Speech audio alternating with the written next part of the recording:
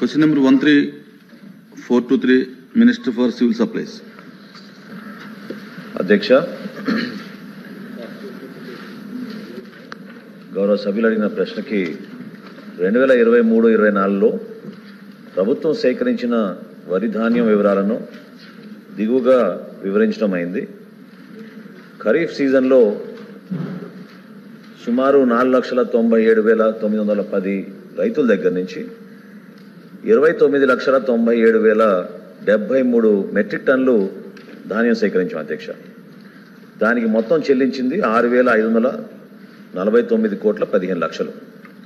రబీ మాసంలో రైతుల సంఖ్య 1,32,853, సేకరించిన ధాన్యం 12,64,800 టన్నులు మెట్రిక్ టన్నుల అధ్యక్ష.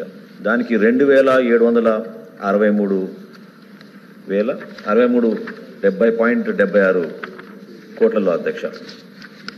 రెండో ప్రశ్నకు సమాధానం దురదృష్టం ఏంటంటే అధ్యక్ష, గత 5 సంవత్సరాల్లో జగన్మోహన్ రెడ్డి గారి పరిపాలనలో ఖజానా మొత్తం ఖాళీ చేసి వెళ్ళిపోయారు అధ్యక్ష. కష్టపడి పండించిన రైతుకి కన్నీరే మిగిల్చారు అధ్యక్ష. అందులో భాగంగా చెల్లించాల్సిన మొత్తం మా ప్రభుత్వం వచ్చిన తర్వాత గౌరవ ముఖ్యమంత్రి గారు చొరవ చూపించి ఉప ముఖ్యమంత్రి గారు కూడా దీనికి ప్రయారిటీ ఇమ్మని రిక్వెస్ట్ చేసినప్పుడు కష్టమైన ఆర్థిక పరిస్థితుల్లో కూడా గత ప్రభుత్వం మిగిల్చిన బకాయిల్ని రైతులకి ఆదుకోవడానికి కోసం మేము కొన్ని చర్యలు తీసుకున్నాం అధ్యక్ష. మొత్తం 12,64,800 మెట్రిక్ టన్నులు రబీ మాసంలో మేము సేకరిస్తే 2,763 కోట్ల రూపాయల్లోనూ ఇప్పటి వరకు మా ప్రభుత్వం వచ్చిన తర్వాత 1,000 కోట్ల మొదటి విడతగా మేము అందించాం అధ్యక్ష. ఇంకా సుమారు 674 కోట్ల రూపాయలు ఇంకా బకాయిలు ఉన్నాయి అధ్యక్ష.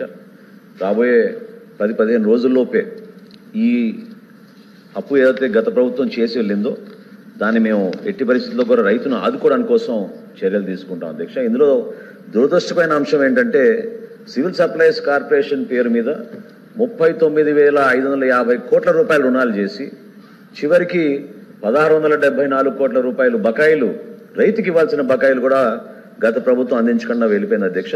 ఇది చాలా బాధాకరమైన విషయం. కానీ మేము ప్రాధాన్యత ఇచ్చి ఖచ్చితంగా రైతును ఆదుకునే విధంగా ఈ 1,000 కోట్ల రూపాయలు గౌరవ ముఖ్యమంత్రి గారు ఇచ్చిన సహాయంతో అందించగలిగాం.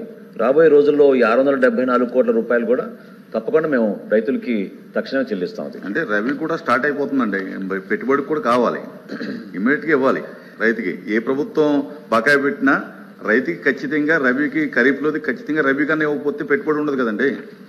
డెఫినెట్గా ఇబ్బందులు ఉన్నాయి. మీరు కూడా అది గ్రహించినందుకు, రైతు పక్షాన్ని నిలబడినందుకు గౌరవ సభ్యులందరూ కూడా నేను మనస్ఫూర్తిగా ధన్యవాదాలు తెలుపుతున్నాను అధ్యక్ష. తప్పకుండా ఆ చర్యలు తీసుకుంటాం.